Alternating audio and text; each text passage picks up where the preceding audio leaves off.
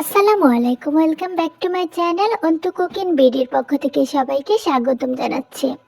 আশা করছি সবাই অনেক বেশি ভালো রয়েছেন। আলহামদুলিল্লাহ আমি ভালো রয়েছি। আজকে আমি আপনাদের সাথে শেয়ার করব একেবারে রেস্টুরেন্ট স্টাইলে কিভাবে বাসায় নুডলস তৈরি করবেন।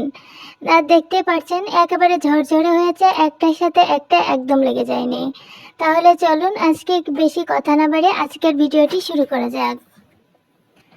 তো এই যে আমি নুডলস নিয়ে নিয়েছি, পানি ফুটতে দিয়েছি।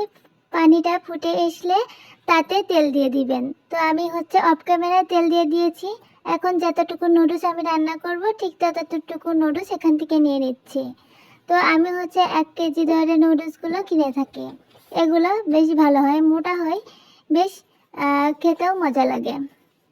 তো এটাকে আমি এখন 4 থেকে 5 মিনিট জ্বালাবো। নুডলস খুব বেশি ওভার কুক করতে যাবেন না, তাহলে টেস্টটাই কিন্তু বদলে যাবে। খুব বেশি সেদ্ধ করলে কিন্তু নুডলসটা খেতে একদম আর ভালো লাগে না। তো এটাকে আমি এইভাবে 5 মিনিট জাল করে নিব। নুডলসটা হয়েছে কিনা সেটাকে এইভাবে যে কোনো একটা তুলে নিয়ে সেটাকে টিপ দিয়ে চেক করে দেখবেন। 80% সেদ্ধ হয়ে আসলে এটাকে নামিয়ে নিতে হবে। আমি একটি স্টিনারে নামিয়ে সাথে সাথে ঠান্ডা পানি দিয়ে দিব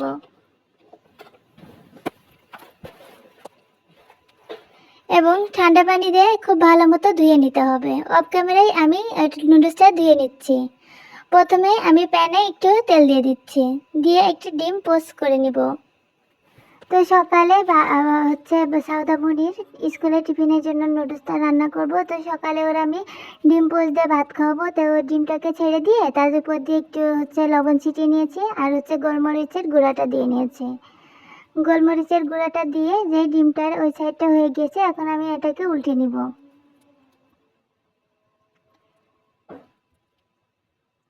তো এভাবে উল্টে এনে কিছুক্ষণ রেখে দিব। রেখে দিয়ে আমি ডিমটাকে তুলে নিয়েছি।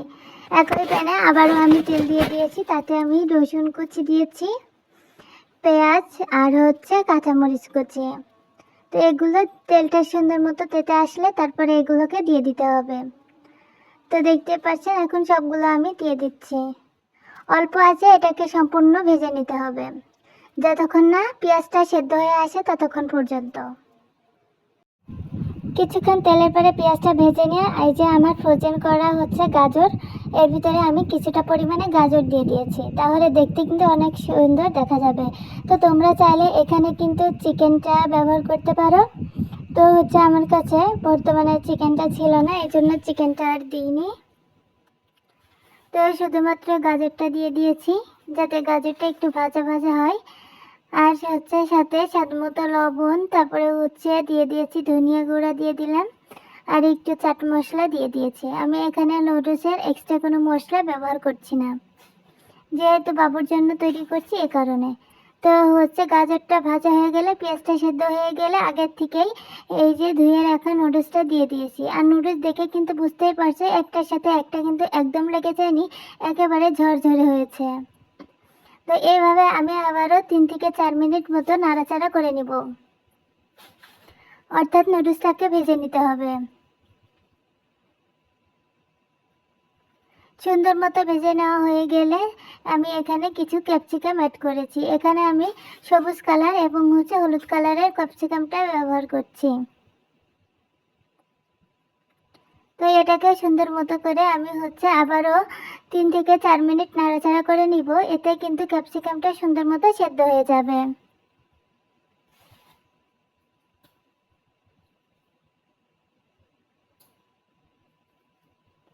3 থেকে 4 মিনিট সেদ্ধ করে নিয়ে জালটা দেওয়ার পরে আমি আগে থেকে 2টা ডিম ঝুরি করে ভেজে রেখেছিলাম, তো সেটা দিয়ে দিলাম।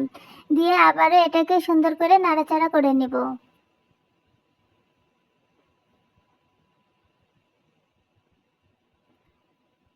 নাড়াচাড়া করে আবারও 2 থেকে 3 মিনিটে আমি এটাকে এইভাবে ভেজে নেব।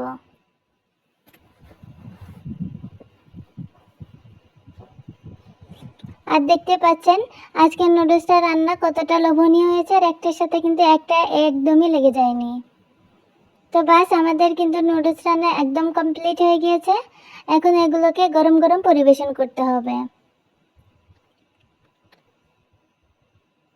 তো এই যে আমাদের নুডলস একেবারে তৈরি হয়ে গিয়েছে।